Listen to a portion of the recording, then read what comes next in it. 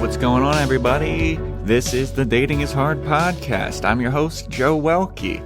Welcome. Thank you for stopping by and listening. You can find out all you need to know about the show at datingishardcomedy.com. You can follow the Instagram at datingishardcomedy. You can follow me on Instagram at Joe Welkie. You can see when all my shows and stuff are, because as you might know, I'm a comedian. So I'm desperate for your fandom, please. Anyway, the Dating is Hard live show is every fourth Wednesday at Pack Theater. It's a by donation theater, so that means if you have extra money to throw the theater's way, it's much appreciated. It helps put on great shows like Dating is Hard. But if you can't, if you're strapped for cash, guess what? You can still come to the show, still enjoy it, and it's all good, baby. And it's a blast.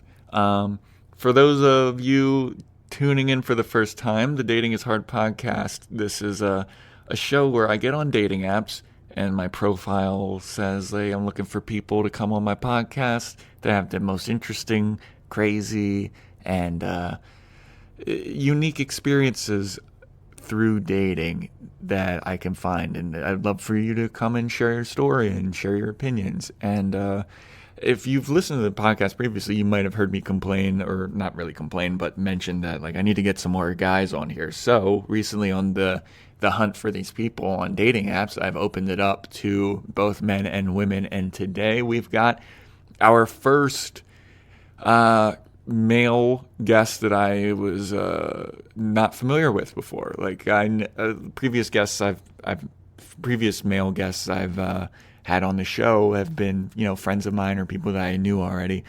But today is my first genuine, just matched with on a dating app and told him all about the podcast. And he was like, yeah, I'd love to come on. So it's super exciting. It's going to be super fun. I hope you guys enjoy it. So please sit back, relax, and enjoy my interview with Lucas.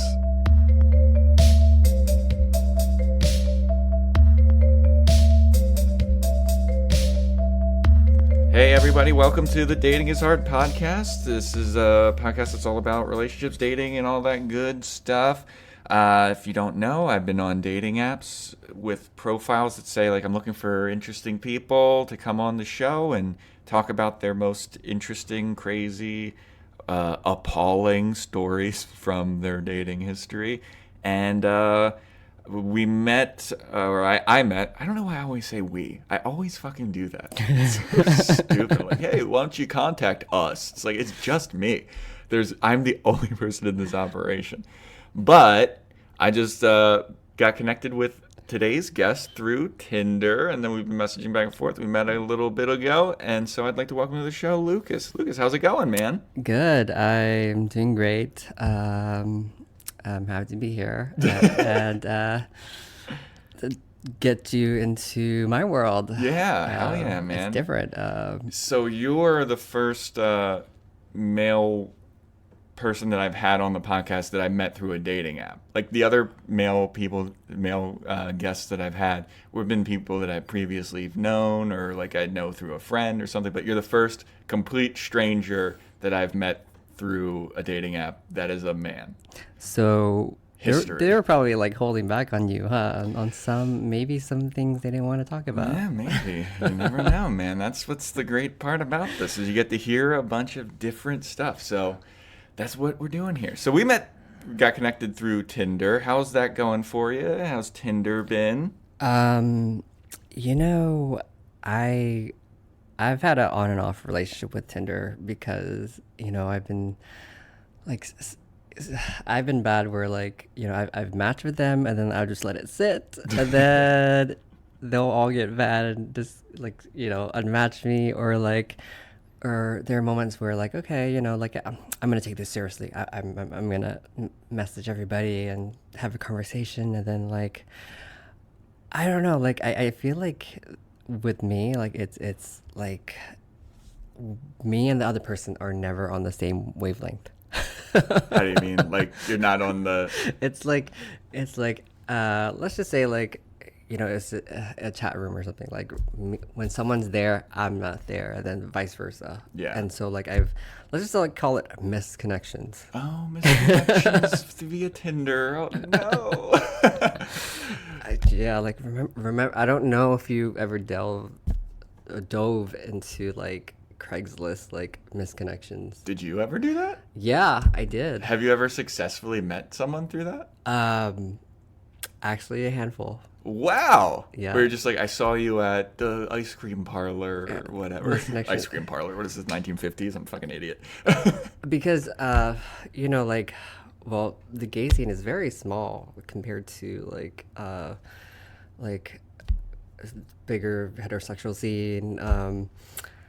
And when they describe certain situations where like, hey, I saw you at, Whole Foods and you were wearing this. And there was this one time, like I just turned like 18 and I was like, man, like I'm curious. And I got back home from summer school in San Diego, and I had no idea that this one guy was like eyeing me like the whole summer for the whole summer camp, and he posted on there, and I was like, this oddly sounds like me. And I messaged him back, and he goes, "Is your name Lucas?" And I was like, "Yeah." And then like he gave my last name to him. Like, how do you know my last name? And then he goes, "Oh, like I was part of the program and I was part of the staff, so I know everyone's last names too." And That's crazy. And it was just like one in a million, and we've been friends for more than 11 years. Man, see, I've never heard of anyone that has actually successfully met someone off of misconnections. Like, I wouldn't even think to go on there to be like, oh, I wonder if anyone's thinking about me. Because I feel like it's most of the time when I've seen or looked through it, it's guys talking about women, and they're like, "You got a pretty dress, and I'm gonna stick my face in your butt," and stuff. It's just like the grossest shit. I'm not gonna lie, like I'm gonna say like 99% of that shit is like porn you don't want to see. Yeah. or porn that is gonna create its own genre. Yeah. And so like but sometimes they're like legitimately like interested, or they feel like they lost their soulmate, or I don't know. But when he called me out, like I was kind of shocked. Like, yeah, that has to be shocking when it's like, I know your last name and I know where you've been and I've seen you and I've been around. But you. that kind of brings a little bit paranoia. Yeah, isn't it? yeah. Like people are paying attention to you. They're your nuances, your idiosyncrasies. Like people are paying attention to you, and so like they're like he even described the way I walked. Wow. Wow. That's really in depth. That guy was very much paying attention to you. He took notes and everything. And I don't know, at the time, I think like this is back in like 2008, like we didn't have as many like apps as we do today. Yeah. The internet, what did we have? Like we barely were like 2-3 years into Facebook. And I don't think a lot of people were on it, but then like I don't think like nobody would go all their way and be like, hey, I think I saw you at blah blah blah. And Yeah. I think people are more shy, because they're trying to conceal their sexuality, identity, etc. And so like now we have like all sorts of apps, and we can be anonymous, and we have like burner numbers. Thank you Google for your Google numbers. I have very many Google numbers. Wait, you can have Google numbers that like go to your phone? Yeah, you didn't know that? I didn't know. Now I'm totally going to use that. Yeah, because like you can get the Google number, and then it'll like, what's the thing called? It will like reroute to your phone number. It'll ring, and then like you send them. Anyways, like you can have the whole app and be separate phones, and so like instead of 2 phones, like I've been blessed to find, like the day it came out, I was blessed to learn about it. And at the time it was limited, like you couldn't send pictures, like it was slow, but I didn't have to use my real number, and like I could be whoever I wanted to be. I could be, even though I was 18, I was like 23. I'm the cool 23-year-old. I just aged myself 5 years or so.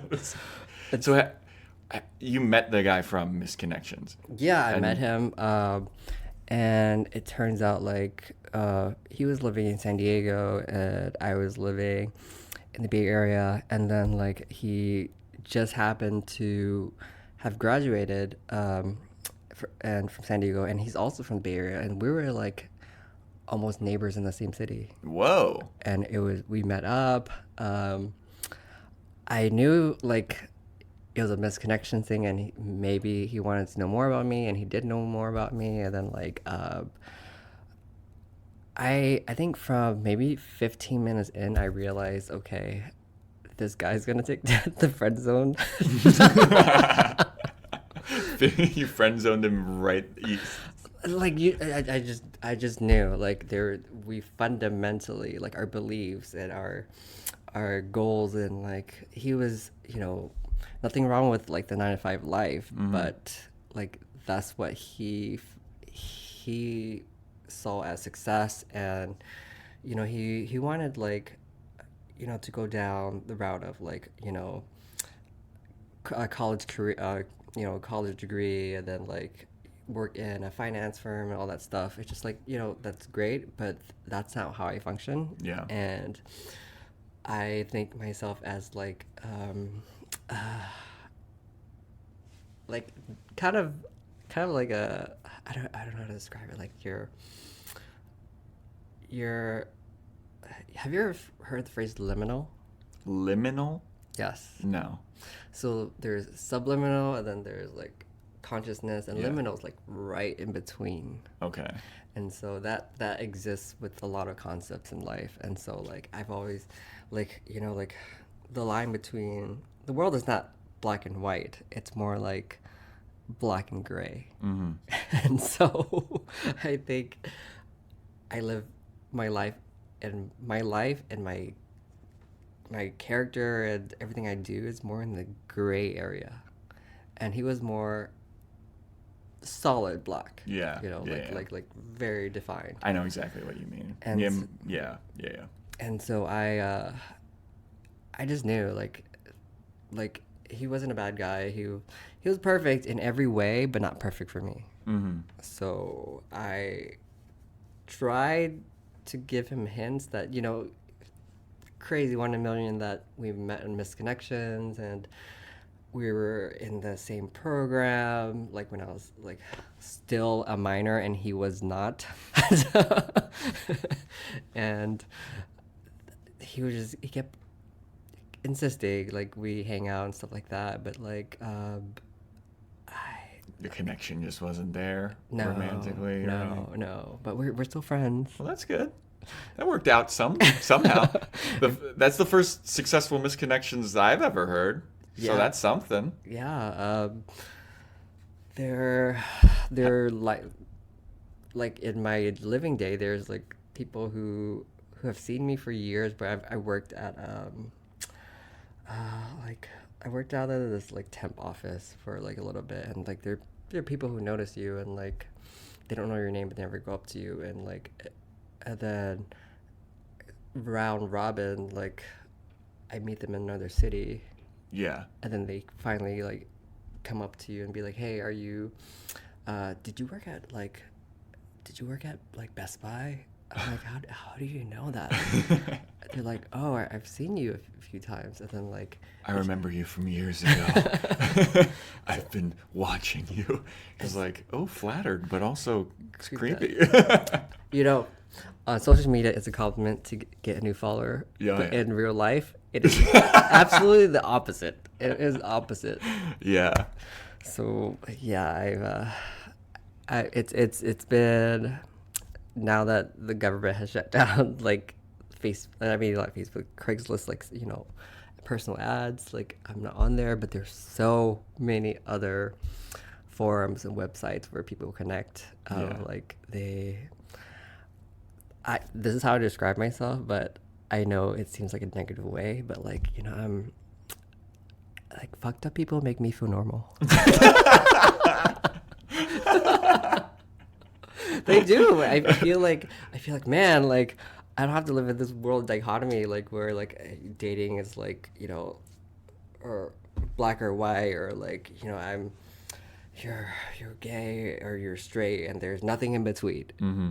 And so I don't know if people have ever heard of the Kinsey scale. Oh yeah, everybody's a little bit of everything. Yeah, it's just like, yeah, okay, some people are way more, more heterosexual than others, but like I kind of live that way. So With the success of that meeting, have you ever posted on a Misconnections where you're like, I saw you at the store or whatever? No, by the time I got around to it, like I was let's just say, like, I was so afraid of putting myself out there. Mm-hmm. I was an observer of life. Yeah. Let's just say that. I never really put myself out there. And then when I discovered this, this small website, it's called Reddit. Yeah. Tiny little thing. Yeah. I was still in an observer mode. I was still watching the world from the window. Mm-hmm. And so when I started discovering like communities where like, man, I fit in, and but like this isn't like just all me. There's like so many communities I fit into, and then like I started like I couldn't hold myself back and like commenting or like giving advice. It was just like I started being more active and just getting way more confident with like being vulnerable, because like I didn't have to expose myself. Yeah. And so and of course the internet is full of things that are in the dark. So I discovered a lot about my sexuality, a lot about like sexual, like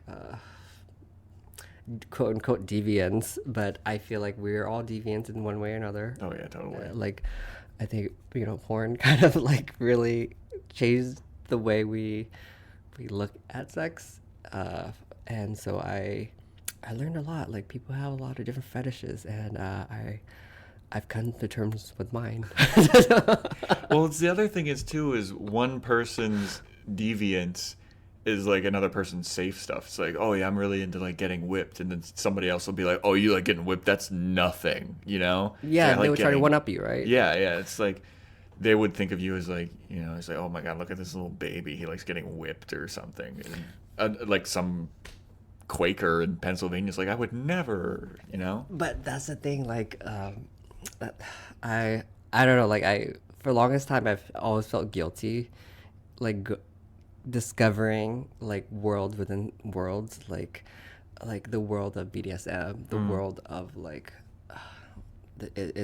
this is a crazy one that I wouldn't say I experienced like directly, but I had a roommate who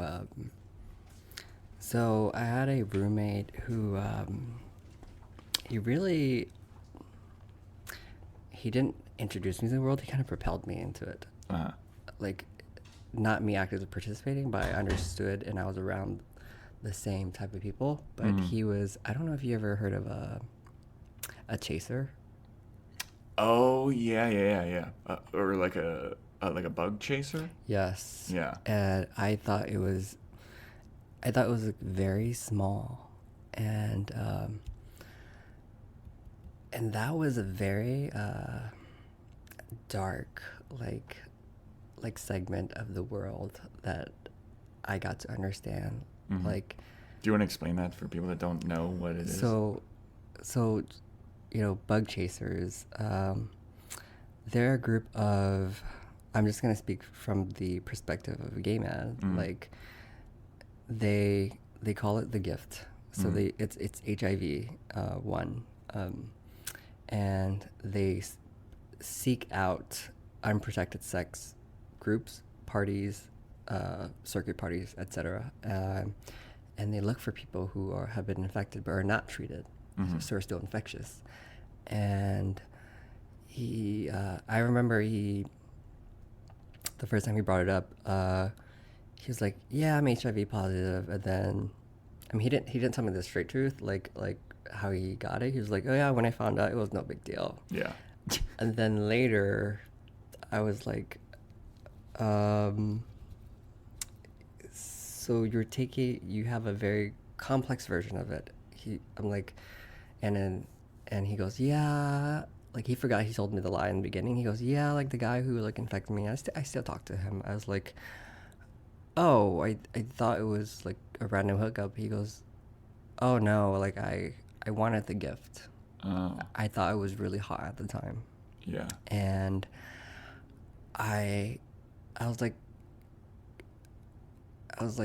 is what about it made it appealing? And he said like the fact that he's passing his essence into me, and I still have it. And I always I I thought at the time like, man, I had like dirty fetishes, but but this is like a dangerous like, Yeah. I mean, group. that definitely affects people's health. This is like a CDC issue, and then like the other, not to offend people who like are into that, but like it's it's definitely a public health like issue. Like Yeah. Well, my understanding of it, like from what I've heard of like that community, and like you can tell me if I'm wrong, was I thought that it was like getting HIV was so inevitable that they were just like, let me just get it over with and just get it and know where I got it from. I, but but that there's people that are like, no, this is my thing. I'm into that. the what you said earlier before, there's people like that too. There's so many like different reasons like why people do it. They're like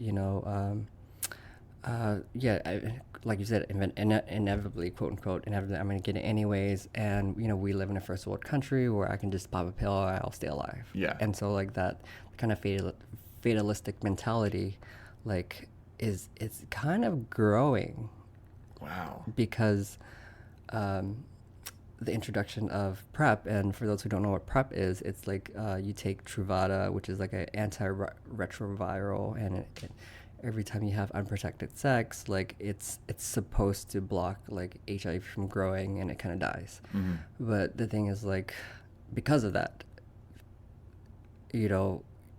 like there's a huge surge of like STDs and STIs all over the place, and it scares me because like when I go on dates and maybe like we'll have sex, like a lot of the times gay men that I've encountered will assume that it's okay to have unprotected sex with me. Yeah.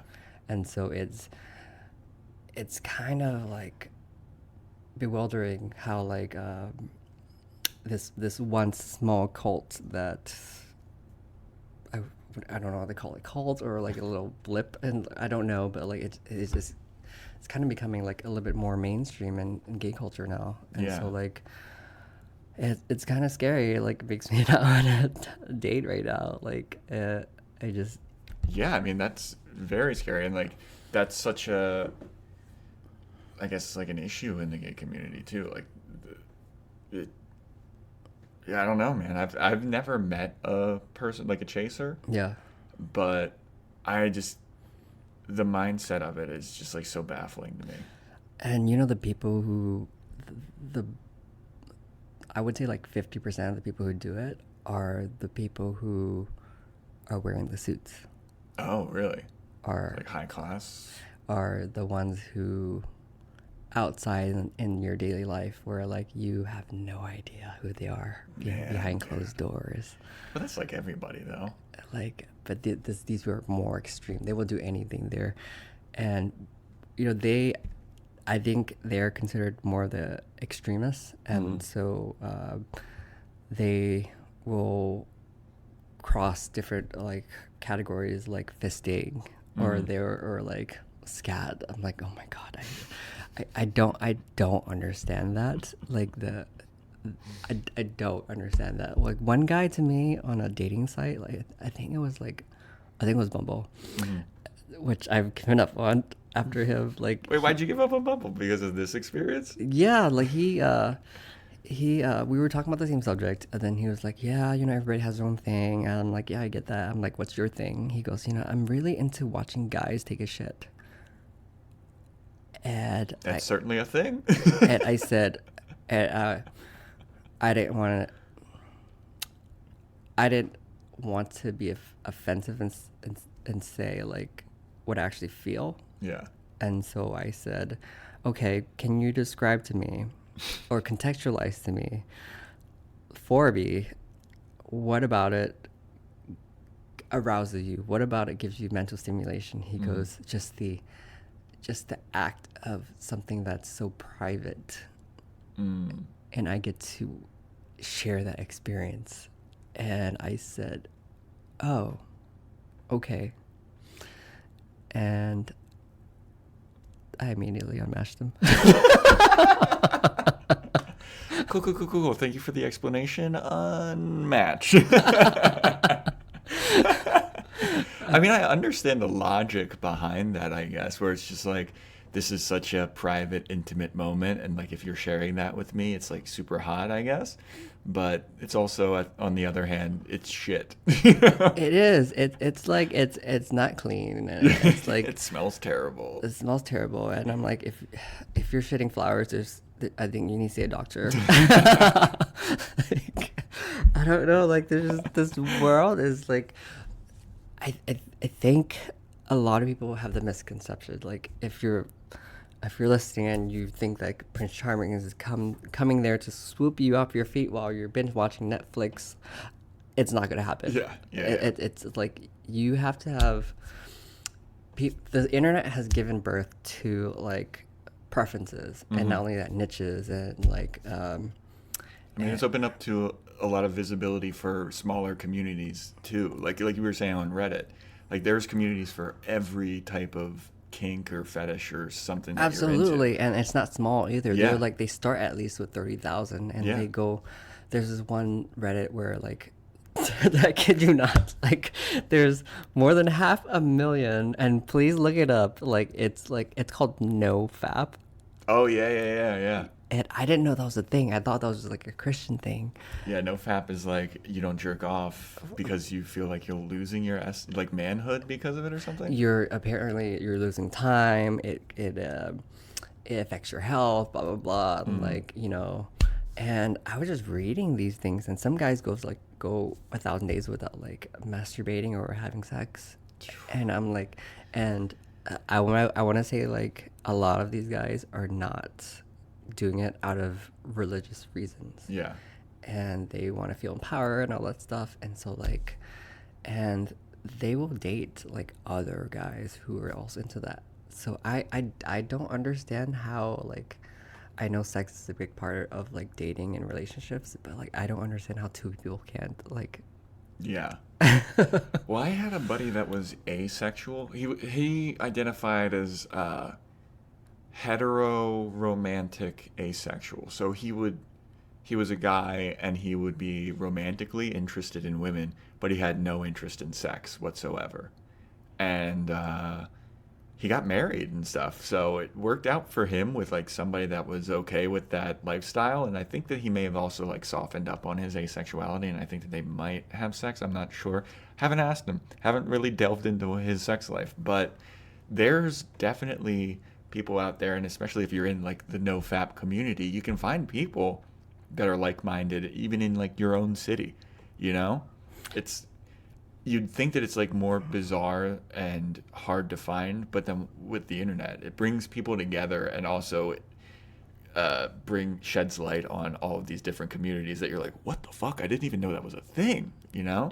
I'm glad you brought that up, because literally like 2 days ago when you browse again like Reddit, like they'll give you suggestions on like these people are following, you know, these forums. So Yeah. and so there's a term for that. Correct me if I'm wrong, like whoever's listening, like, but it's demisexual.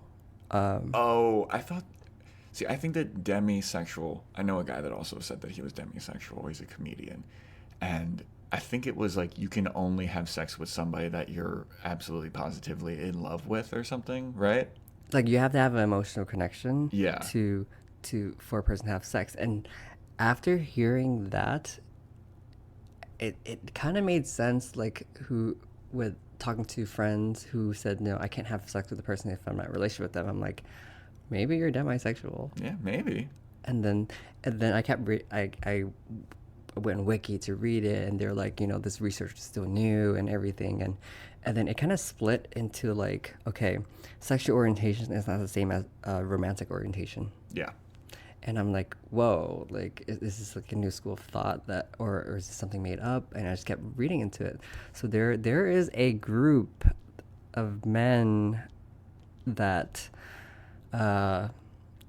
in all of a society, like they're called, MSM, men who have sex with men, and then, or on the reverse, like women who have sex with women, but they're heterosexual because they're, it's like, Heteroromantic. heteroromantic, but their sexual orientation is like that, like MSM or whatever they identify, and so there's like a huge like fluidity in sex now. Like as far as I've seen, like I had a roommate, and he was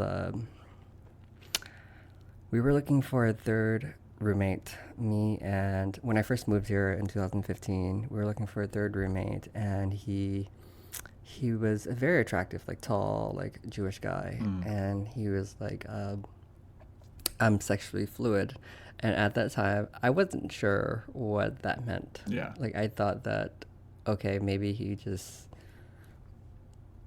bisexual. Yeah. Or pansexual, or I don't know. And so like then when I got to know him, like he would only date girls, and then he would have sex with like men who look like girls, Okay. or dress like girls, or he said, yeah, I can only have sex with like, I can have sex with everybody, but then they have to have a feminine trait. Okay. And so I said, oh, that's interesting. And so like I've witnessed and heard like Oh, I heard through the walls. through the walls, like what he meant. And he goes, I'm tired of labels and blah blah blah. But anywho, like I'm starting to see more and more like guys be very open with their sexuality and admit, like, that I'm not gay, I'm not bisexual, I'm straight, but sometimes I prefer to be with other men for a connection, like hey, we're playing the same sports. Yeah. Connection. So they want like this intimate connection that we both have the same body parts, blah blah blah, and it took me a while to wrap my head around that. Like and there are like on Grindr, there are a lot of guys in West Hollywood who are just like that. Like, really? Just on Monday, I think it was like it was Monday, I met this guy who he was very smart. He was young. He was younger than me, and he goes, like I said, like earlier, he was like, he's not gay. He prefers to only date women, and he goes, I loosely use the term bisexual, but he was very doting and very like, he treated me like his friend. Okay. And I said, do you treat all your sexual encounters, male or female, the same? He goes, no. And so like he said there's different sides of him, and I've encountered, I think half of my hookups would have to be men just like him. Like they're not, I don't know how to describe it. They're not on the streets of Santa Monica Boulevard celebrating with other gay guys. Yeah. No. They are, there's nothing wrong with your typical straight boy who likes football and everything. But there is like this invisible group.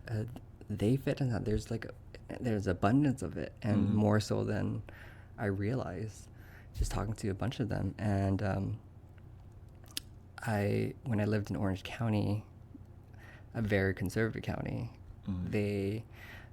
I think like maybe 70% of my hookups were sometimes like I didn't know it, but sometimes they were married men.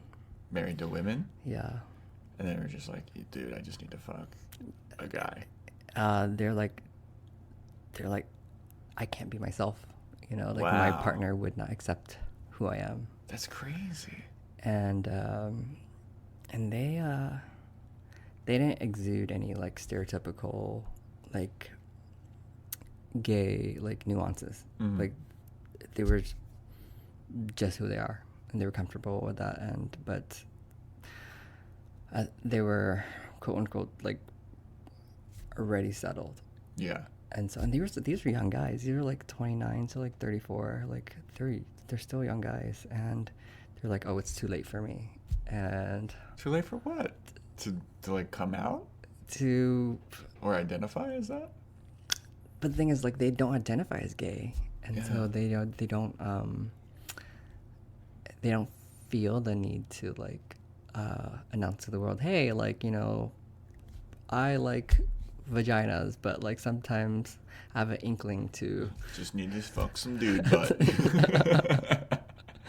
It's and my roommate like he made fun of me. He was like, it was this two awkward times where like he saw this guy that was a regular that I saw maybe like once or twice a week, and then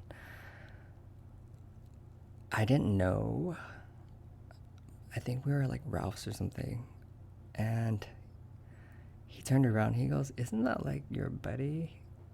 And then I turned around, and he was like holding hands with his wife, and I had no idea. And he turned super red. The guy did with his wife? Yeah, and his wife was so confused, looking at me, looking at him, and like, and then I just looked around, and then like, it wasn't the first time it happened. Like, he didn't say anything. He stopped making eye contact, and then the second time, this is somebody else. Like, he also at a grocery store. He's in front of me, and then he had a bunch of stuff, and I had like 2 items. Mm-hmm. And then my friend also happened to be there. He goes, "Isn't that your other friend?" And I was like, "Oh my god, I need to like stop shopping." Yeah, I was around gonna say, you need to here." start doing some Amazon delivery. But anywho, like it kind of muddles like I don't know if you know that like gay dating, like it just kind of I think dilutes the gay dating apps a little bit more, because you don't know who's there to date, you don't know who's there to actually have sex, and you don't know who's there to have sex but like As like a weekend hobby or whatever. Yeah. Like I'm just here visiting, but I'm married. Yeah, to a but they woman. don't announce that. Yeah. And so like Is that frustrating? it is frustrating because like sometimes I get along with these guys really, really well. Yeah. And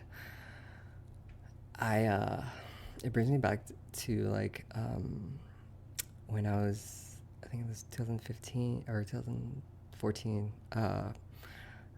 I was talking to this guy in Grindr for like a while, and then when we finally met up, like I felt like, man, like we connected so well, like on like a mental level, emotional level, and it even after there's like some kind of interest when even after sex you do something else. Yeah. Yeah, it's just not like All right, hit the bricks. It's like, just I want like- to still spend time with you. it's be like, yeah, it's not like, oh, we're done, your Uber's outside, thanks, Yeah. bye, thank you, next. And so it's not like that. And like he made breakfast for me, and like and like we talked, and we had like what's the thing called, a bonfire, and like I thought like, man, like maybe he can be an anomaly, Yeah. and like maybe like we can date. But then at the end of like a few sessions with him, like over a course of a few months, like he goes, yeah, I can only see myself dating a woman, Man. because I feel like that's what's right. And I said, don't tell me like you're a gay Republican. I'm like, that's kind of an oxymoron. And so, and he goes, yeah, I am a Republican. And I was just like, Jesus Christ. Like, just like, it really hurt me. Like, because I was so into him, and like he was, and mind you, I don't wear my heart on my sleeve, and it's just like, he'll text me sometimes out of the blue, just to nothing sexual. Yeah. Who asked me how my life is, and I'm doing, and all that stuff. And I said, why do you care? Yeah. I said, what about me? Out of all those people like you've been with, why do you care? He goes, I don't know. I can't figure myself out. And I think It's also just like not fair to you. No, it's not. It's like it's like he's having his fucking cake and eating it too. Yeah. Not only that, it's on a silver platter for him. And so, Why don't you block his number? Block his number. Fuck that, dude. I did. I blocked him. Okay, Thank thank God. It took me like 3 years to do it. That's so painful, man. Where you just have somebody that's in your life like that, and they just keep. It's like, not to be all fucking stupid about it, but it's like that Charlie Puth song, "Attention." Attention. Where I don't know the song. Oh man, it's such a great song. It's like one of my favorite songs. But it's like, it's about a woman that she just doesn't want to see the guy with another girl, so she'll keep popping up and like showing up in his life to remind him like, hey, I'm still a thing, and it's just not fair, when there's somebody that does that to you. It's so. She's still a thing, but is she taken? No, she's just like, she doesn't want him to be happy without her. So that's a self-esteem issue right there. Yeah, she just wants the Validation, chorus right? is she just wants attention. Yeah, she wants validation that I'm still hot, but there's something about him that she can't commit to, or maybe has commitment problems. Yeah. Speaking of commitment or validation, like there's this guy that I met. It was like the same year. Like I spent like I was like really upset over like The gay Republican. he was it just doesn't make sense, his lifestyle, and like because he was like a total hippie living in Berkeley, and I'm like, how can you be Republican when you're a total hippie? you live in a co-op, every night you burn sage, and just like and you have all these crystals, like I don't understand, like fundamentally, like I don't understand how that it contradicts everything like you're doing. Yeah. He goes to Joshua Wood every once a month to ayahuasca unwind. or some shit. Yes, he does. He does. And that's what, like that's why I dropped it, because I couldn't make sense out of his life. Yeah. And I'm like, I probably would be really hurt, like if I got with him. Well, yeah. I mean, especially if you invest your feelings and time into him, it's just going to lead to crazy disappointment. Not only that, fundamentally, if like politically, I think, and it applies to any couple, gay, straight, or whatever, if you're not on the same side, you're gonna fight all the time. Oh yeah. Because it's part of your beliefs. That's why people don't talk about religion or politics at work, because it's something you can't prove or disprove. Yeah. And if that's constantly going on you can't have therapy for like political differences. Not that I know of. If anybody knows, please like let you know. Dude, I'm sure it exists. Everything exists now. There's straight married men having sex with dudes. Like there's the ball is open to everything. But I'm saying, is there therapy for like political differences for couples? It's just like, no, like that's a fundamental thing. You have your beliefs, and your beliefs gives rise to your attitude, right? Yeah. And your attitude is gonna be clashing all the time with like your partner. Mm-hmm. And so like I think fundamentally, like we wouldn't have worked. Like I asked people, like you know, like kind of subtly in dates, like I kind of asked like their viewpoints on, let's just say, our president. Yeah. Uh, Not to, and I'm not saying anything negative or positive. I'm just Just trying want to to be as hear neutral. where people stand. Yeah. And I'm not saying I'm a crazy liberal, but I'm definitely like not right winged. And Yeah. so and some of these guys, like, man, I like them so much. And it's just like, I know it wouldn't work in the long run because like our beliefs, and I pointed out, you know, like I know this guy. We were like talking. I think this was like last year. Like we were talking. We were like on the verge of getting serious, and then I was just like ranting about like my parents and how like they're so conservative and you know right winged and everything. And he goes, "But I'm a Republican," and that literally like took the carpet under me. Yeah. Uh, like my heart dropped to my asshole kind of thing. Because I was like, oh my god, I've known you for a year, and how did I not know this? Like everything you do is You aren't asking the right questions.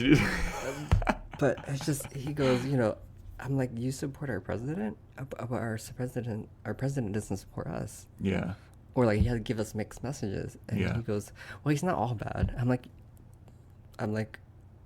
but when he's bad, he's horrible. Yeah. Yeah.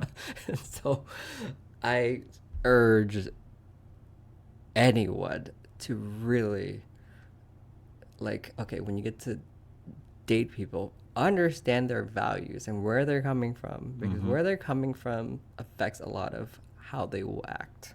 Yeah. I know like people can change, but it's like your moral beliefs. Like if it, I lived in, not lived in, but like I had a coworker who was Catholic and her husband was Protestant. Mm-hmm. But because she was very traditional, she took on his last name. The kids had his last name, and she became Protestant because of him outwardly, but she doesn't believe a lick of what they're saying in church. I know some people that do that though, where it's especially with Jewish people. I know a bunch of people that converted to Judaism because the Jewish person's parents wouldn't approve of them being with someone that isn't Jewish. Yeah. And so it's like it doesn't matter to the person that's converting, but it's such a big deal for that family, the Jewish family, that they're like, I will totally convert to Judaism to appease this family for the woman that I love or the man that I love or whatever. And but they don't necessarily believe it. So I feel like I don't know, I don't want to offend people, but like Offend everybody, Lucas. Go for it. Fucking burn some bridges. I feel like that person should love every part of you. Like even if you are atheist or not, like it's easy, like especially nowadays, it's easy for us to take off our clothes with a stranger and just like be in front of them and just have sex. But it is not easy for us to be naked mentally. Yeah. Because we're afraid of people judging us and afraid of like people finding the fallacies in our way of thinking. And so people hide a lot of that from the world by you know, like for instance their Instagram. Yeah. You know, they will take their best selfies, but when it comes down to really getting to know the person, and I've talked to a lot of guys who dated quote unquote Instagram models, I quote, because like they have no agency, and they're like, you know, they're very insecure people. Yeah. And they have a lot of mental problems they are not willing to accept, and they have a lot of beliefs that they don't want to tell other people. And so I feel like when you really get to date somebody, like it's like you, like Marilyn Monroe once said, like if you can't have you can't handle the worst of me. You can't have the best of me. Yeah. And so like I feel that it still applies today. I absolutely hate that quote because I feel like people use that quote as permission to act like a complete asshole. You know what I mean? Where they're Yeah, like, if you can't handle yeah. the worst of me, you don't deserve me at my best. It's like, yeah, but what is your best? Because all I've seen of you is you're a fucking asshole, you know? Yeah, some people like a lot of people misconstrue that. They're like they're total bitches and like or they're total assholes and they'll say that and then like you're in the relationship and you're waiting and you're waiting for the best of them.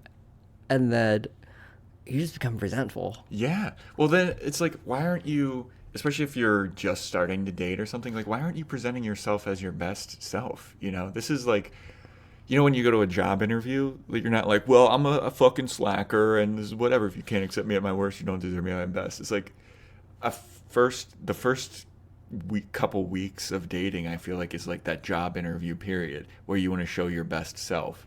And then you kind of get to like the quote unquote worst parts, you know, to see if that person will accept that. But if you start off right from the bat, like, this is my worst self, I don't fucking do this, and I don't care about any of this, it's like, well, who would ever want to date you, you know? I think those are I don't think that's I think it falls under a umbrella of like issues where they don't want to fix. Yeah, and it's also like self defeating, where they've already kind of given up. They're like, this isn't going to work out, so fuck it, I might as well be an asshole. Yeah, and I feel like those are the people who misconstrue like what Marilyn Monroe says, but like for me, like my worst is like I love sweets, I and I overthink, and I I think like I kind of like I've sometimes when I don't want to talk about something or like I have an issue, I'll become a workaholic. Hmm.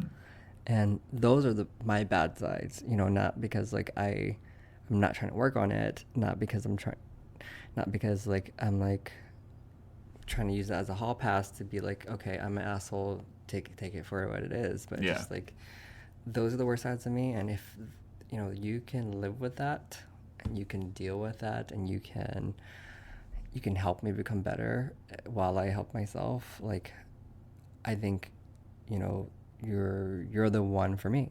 And that's how I see it. But if you're not actively trying to be a better person every day or at least every other week, like why At the least every other week, please. okay, look at it. Like this, when you get into a relationship, you have your fucking silver plate in front of you. This is what I can offer. The other person can offer this. Yeah. And this is what I don't have, and this is what you don't have. Yeah. And that's fine. Like if I can accept that and you can accept that, great. Then we can get together. But some of these people expect like you. I'm not trying to put down like any people or Put them down. Put them down. It's just like if you're fat as fuck and you expect a porn star to like ask you out on a date. Yeah. Like what are you doing to better yourself? What are you doing to put on the table where they find value in it? Yeah. Like Yeah. are you an intellect that changes the world? Do you have a Nobel Prize? Like do you like not even titles? Fuck the titles. Like I'm talking about like what can you offer them emotionally and mentally for them to overlook things that Might not necessarily be attractive. yeah. Yeah. And so like it's just like that's a lot of what I see now, complacency. Like this complacency. Yeah, that's what I was going to say. It's a lot of complacency where a lot of people have the attitude of like, you need to just accept me for who I am. And like, this is who I am. And I'm settled in this. I feel like everyone should always be trying to better themselves and become better people and become the best version of themselves. Or try something different, right? Yeah. And if you're not trying to do that, I think that's the least attractive quality in somebody is like they're not ambitious, they're complacent, and it's just like, well, this is who I am. It's like you should always want to be trying to be better, and whether it's career wise or health wise or physical or whatever, I mean, if you're happy being who you are, you know, that's great. But I think that there should always be like next steps. Like I don't think I could ever be comfortable who I am. That sounds terrible, but like, I don't think I could be comfortable who I am when I know that it could be better. You know what I mean? Yeah, yeah. It's just tough, man. But yeah, when people just use like that Marilyn Monroe quote, and I think it's also misattributed to her. I think somebody else said that, but Maybe, everyone always yeah. says it's Marilyn Monroe. But it's like, if you can't accept me at my worst, you don't deserve me at my best. It's like, why don't you work on your worst too, though? Yeah, exactly. If like you can identify it and not just like defeatedly accept it, like Yeah. you're like, okay, I'm working on that. Yeah. But Well, if you this is who I am. I'm a loser and I'll never advance in my career or something. It's like, no, you should work on that. try something different, Yeah. go into the zone where it makes you comfortable, because I the place that makes us most uncomfortable is the place where we start discovering a whole bunch of shit about ourselves. Exactly. And like the most important lessons in life are the hardest ones. And so like if you're constantly in this comfort zone, but you're like, and this guys, like gay or straight, like this goes to a lot of you. Like I know like there's like a lot of guys who are very career oriented and like great, like they're doing well in their career, or like and they want to advance, and but they're not asking the questions like, is this right for me? Mm-hmm. And what can I do to better myself? And that bleeds into relationships. Like we're right here. Yeah. And a lot of breakups happen because some people, the other partner feels like, okay, this is not going anywhere. It's only because they feel like they've dulled the relationship so quickly, because like people are afraid to come out of their comfort zone. You know, they're comfortably uncomfortable. Mm-hmm. It's just like they don't want to be where they are, but it's just like it's better than, you know, taking a risk or a chance at something new. Yeah. And it's just like I can't imagine myself being with somebody who like, I hate routine. I'm sorry, I hate routine. I fucking hate routine. And it's just like there's a whole fucking world out there, and Yeah. we live in a first world country. We don't have arranged marriages. Take advantage of this first worldness. It's like we're so fucking blessed to like be able to get free condoms, to oh my god, to have people give a shit, like to have, I don't know, like build a world out of nothing, like to dream and fucking like go do whatever the fuck we want. But that's what people are dying to be here in America. Like, why the fuck, like, are you complaining about like, like nobody wants to date me Yeah. because like because I don't know, like, or you really don't want to look at yourself in the mirror. Yeah. Like that's one of the most uncomfortable things I've noticed. Like a lot of people who are very like who come off very sure. Yeah. A little bit too sure. But when you're when somebody who acts as a mirror to their personality, they get offended. Yeah. Who challenge their ideas, they get offended. Mm-hmm. But I feel like maybe they want to date that person. Maybe they want to. Maybe they need to date that person. Right, because it makes them realize what they are and then what they are. And it's just like, but we're constantly chasing these ideas that marriages and relationships, or I don't know, like polygamy, whatever setup it is, like it just has to be like, if it's not, everyone has this grass is greener over there syndrome. Mm-hmm. Like there's always something better out there. Yeah. That's what almost everyone that I've talked to on this podcast has said, that there's a lot of the problem with like dating, especially here in LA, is like there's always something better. And so it's easy to just like leave.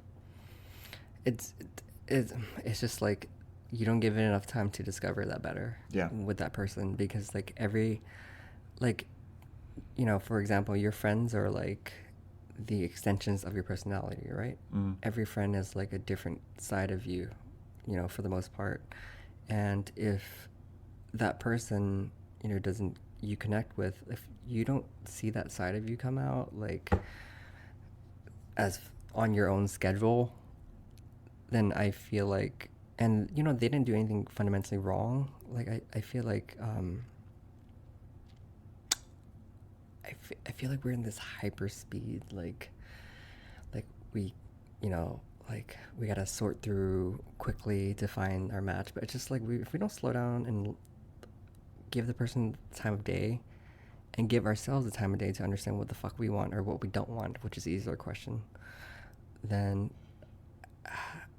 like, what are we looking for? Like what if we're looking to avoid problems? And even those people who don't have problems in their relationships, like, don't argue, they break up. Yeah. It's just like, what the fuck are you looking for? Yeah.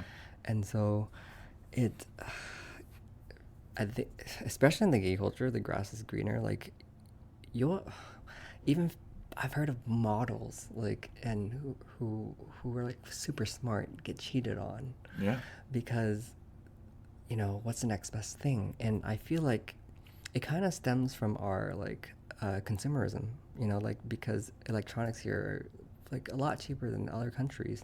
Like, you can get like a 46, 50-inch like LED screen for like less than $1,000. Yeah. Versus back in like 2000, it was like $10,000. And now, like, instead of like trying to fix something and trying to make better something, like, people are eager to replace it because it's easier. Yeah.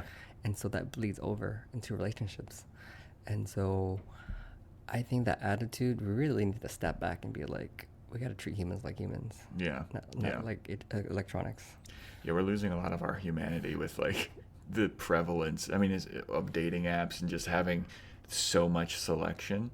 That mentality of like, there's always something better, there's always something new out there. Like, maybe somebody just got out of a relationship and like, that person is the person for me, and they weren't on the apps before when I was dating somebody. No, those people out of a relationship, they're on the rebound.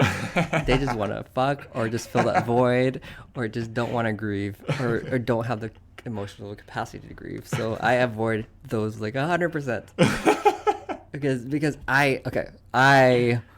I think back in 2010, I got in such a out of a bad relationship, like, and I was grieving, and it was hard, and I was on like, I was on. It was back in the day, this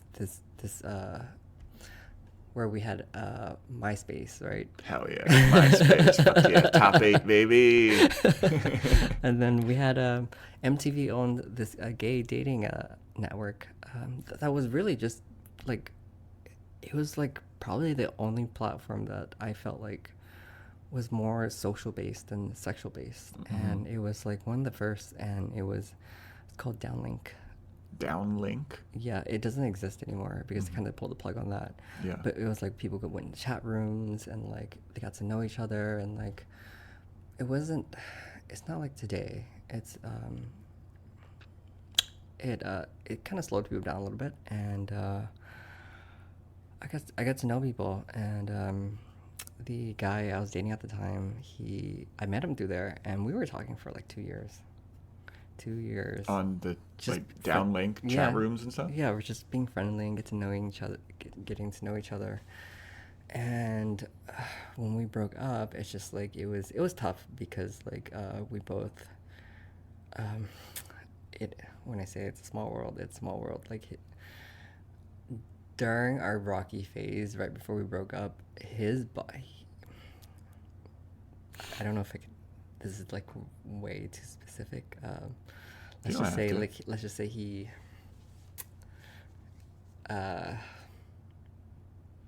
phrases like, he worked at my direct competitor in terms of like the car industry. Yeah. My direct competitor. Yeah.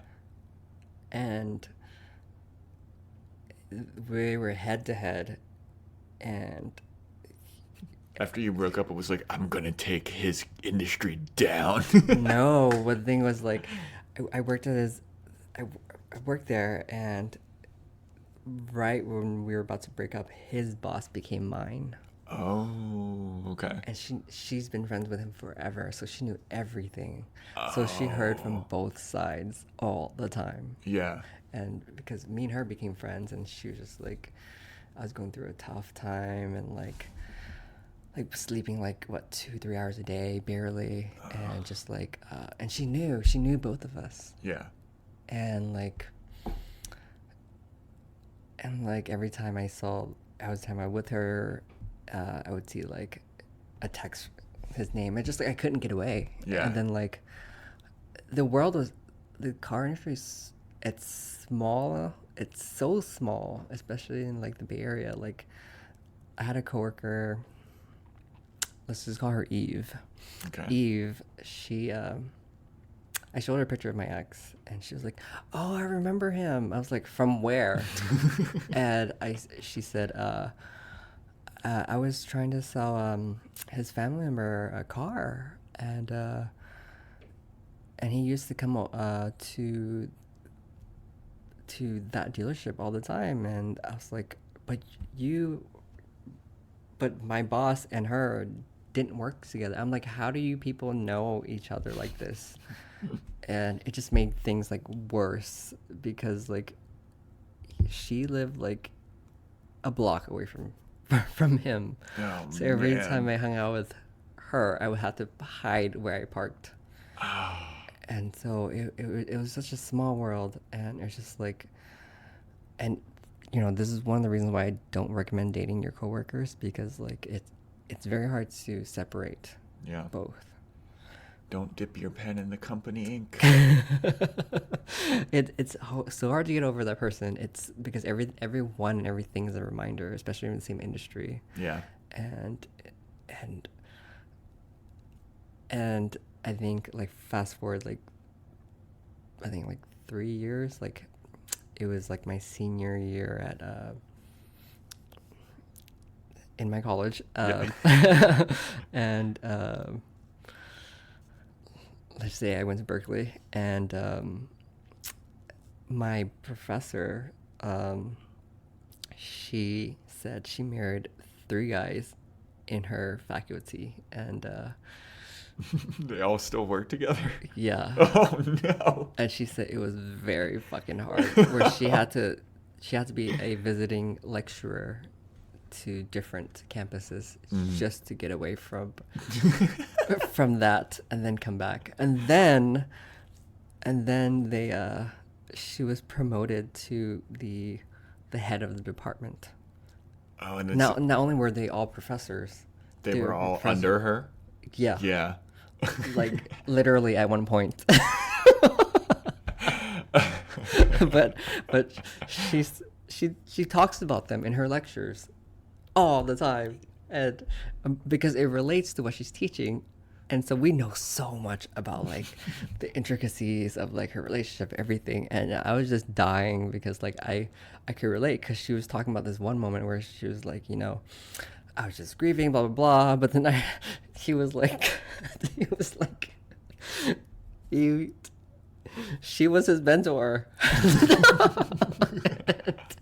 and she was like, it was a bad idea. It strung out like 5 years of like grieving and everything, and just like it wasn't necessary because they were only married for a year and a half. Yeah. And so like she said, don't date anybody that you work with at all unless you stop working for the company. I mean, I can relate. The comedy community is so incestuous, and like I've dated several comics, and then when it doesn't work out, it'll blow up in your face. It's awkward. Everybody will know, right? Yeah. Well, then also, like with your professor, like you'll write bits about your exes. Yeah. And so like I was at a show, and one of the girls that I dated, I just saw her doing a bit about me. And I was just like, oh, okay, that's how you feel? Like, I thought this was like fine. She needed good content. All right, so we've been talking for a while. We're gonna wrap up pretty soon. I just want to ask you a couple questions. Like these are the questions I ask everybody before we finish the podcast. You cool with that? Sure. All right. What is one thing that you would like to see changed about dating? If you could wave a magic wand and this one thing changed, what would it be? I think people, yeah, if I could wave a magic wand, like to change people, to change the platforms, or Change anything about dating.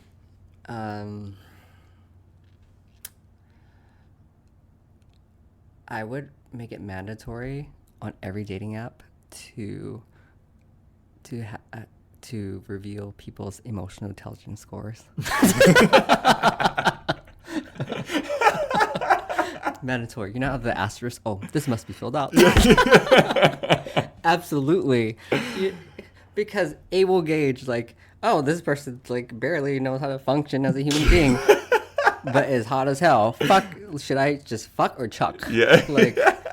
Like you know the marry, date, kill, or whatever Yeah, it is, marry, right? fuck, kill. Marry, fuck, kill. Yeah. Yes, yes, it applies to that. Yeah. So I would make that mandatory. Like I would make it like government mandatory. It's like everybody has to have that. Like even dating apps or not. You just have to wear it like a scarlet letter on your Absolutely. This is my score, you guys. Like I'm gonna work on it. I'm gonna work on it. Wouldn't that improve society? Emotional intelligence? Well, it also could be like very damning.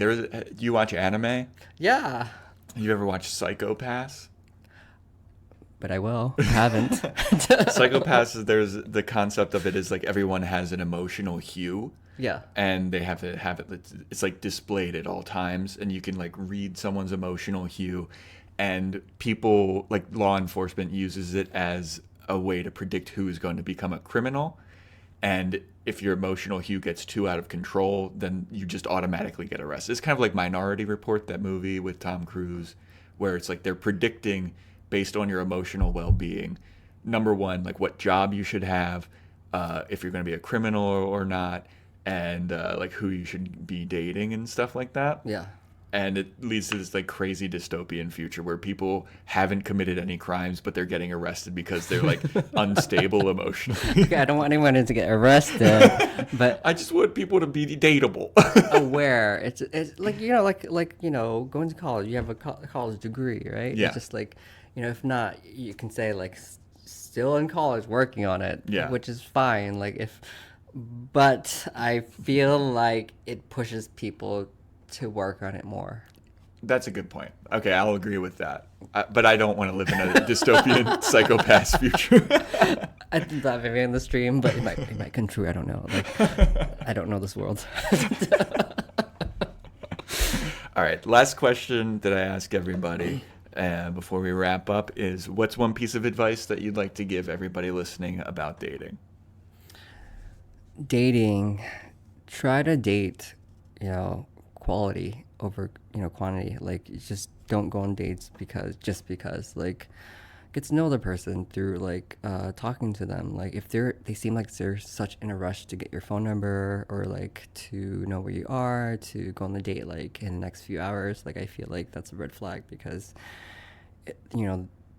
serial daters really don't get to know the depth of the person, but more the breadth of the person or like the general audience. And so like I think really, really get to know like as much as you can before you go on the first date. Like, is this somebody who I want to meet in person? And before you even go on the date, like have a phone call.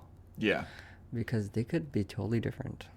Yeah, that's there's been so many times where I've matched, and I've talked about it on this a lot, but like where you've matched with somebody and you have like good text banter, and then you meet up with them and then it's not at all like that. The vibe isn't the same in person at all. And then you're left being like, well, where's the person that I was texting? Like you seem like a completely different person. Yeah. In person. Yeah. Like in person, you can't really hide if you're not that good at hiding your emotional cues, like it's very obvious. And so like the guy that I hooked up on Monday, he was talking about going on a date with somebody at Hinge, and so he said he was having a great time texting the girl for like 2-3 like weeks, and he had a phone call. He goes, she seemed okay, but he did pick up on social cues that she was a little bit awkward, and so I think he should have went with his gut feeling, because when he met in person, she couldn't even look him in the eye. Oh, really? She had that much social anxiety. Man. And so he was like, okay, it was great talking to you, but you need to work on your social anxiety and your dating anxiety and whatever it is. Yeah. Your general anxiety. Yeah. Pop a Klonopin if you need to.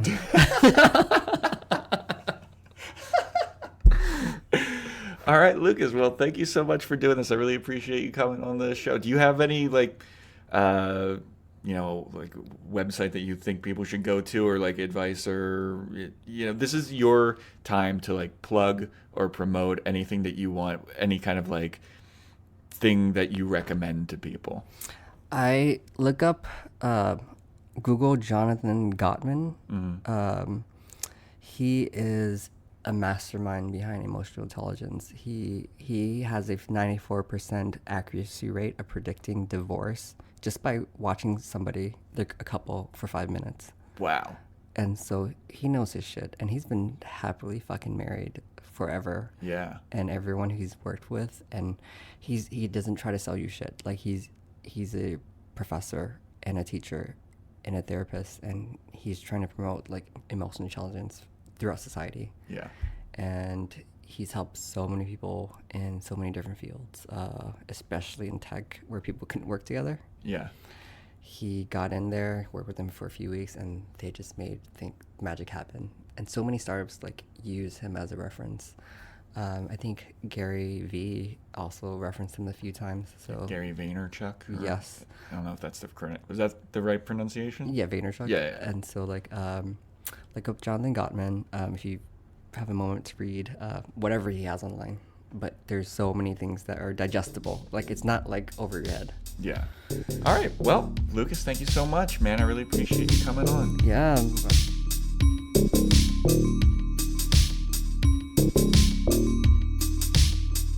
And there you have it, everybody. That was my chat with Lucas. I hope you enjoyed it. I definitely did. It was very enlightening. I think that there's a lot to learn. There's a lot to figure out about, various different communities that I feel like a lot of people might not know about. So I'm really stoked about how that went. I hope you guys enjoyed it as much as I did.